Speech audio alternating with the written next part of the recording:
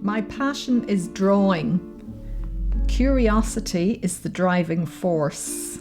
Always wanting to see what will happen if I mix this pattern with that concept. Curiouser and curiouser. That drive to play, to experiment has been there since my earliest childhood.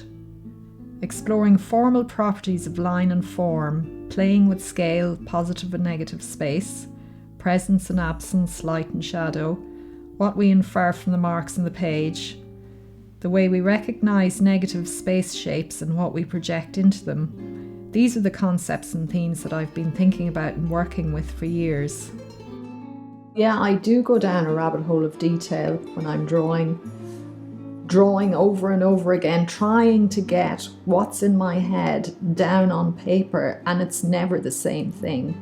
It takes on a life of its own, and I end up with lots of possibilities that I never knew I would have before I started. And I've had to learn to be happy with that, to select the best outcomes, to select outcomes that will give me that are interesting in themselves, interesting ideas.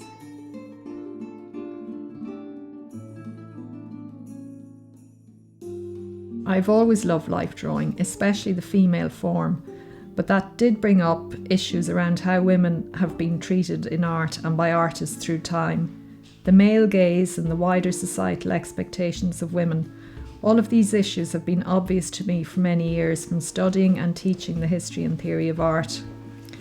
Themes of identity, combined with an interest in Irish visual heritage, led to an exploration of mythical Irish female archetypes and their shape-shifting identities. The Bronze and Iron Age women of Ireland wielded more power and autonomy than their European counterparts, and female deities were revered as powerful beings who could change identity at will, becoming horses or birds or changing from young girl to old woman as necessary. In parallel, contemporary women have to be shapeshifters and assume many identities. We are expected to slip easily from role to role, from mother to teacher, from employee to wife, and so on. We need to draw strength from the women of ancient Ireland.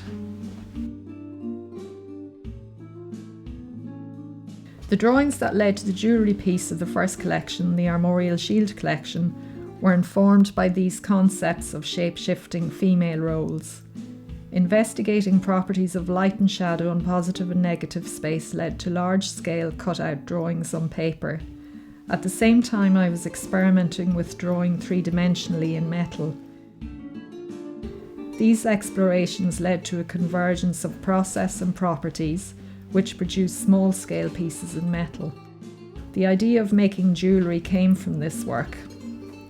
I want to make jewellery that means something. Really, pieces that are wearable sculpture, pieces that are designed with thoughtfulness, that have artistic as well as emotional merit. I want to make authentic objects of beauty and value. I was curious about the challenge of taking all of the issues that mean so much to me and refracting them through a lens to produce jewellery that I just can't find anywhere else.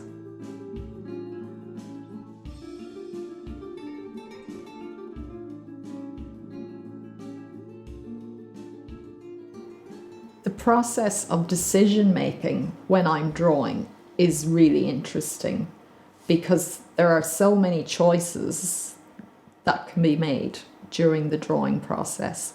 And that got me thinking about choices in general and the choices that we have in life or lack of choice.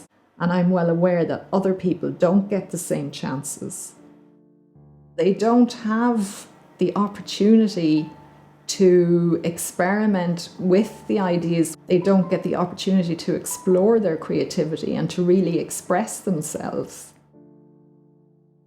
I am concerned about good business practice, about being socially responsible and working in an ethical way, making sure that the business respects the rights of others. By working with social enterprise groups, wherever they may be, by working with maybe local businesses, to allow people to explore different aspects of themselves so that they have more choice and more freedom to do what they want to do and to make choices that are right for them. That's my goal for St Rose, building something that will last.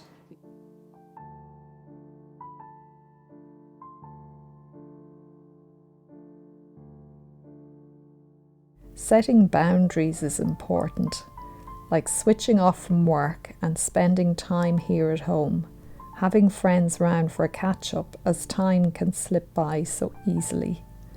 It's important to maintain a healthy work-life balance.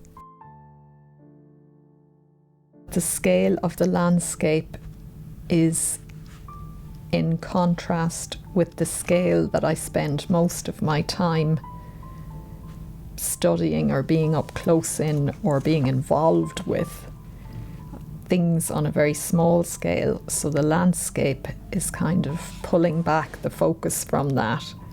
And it's nice to escape into the vastness of the local countryside, to get exercise and to meet with family and friends.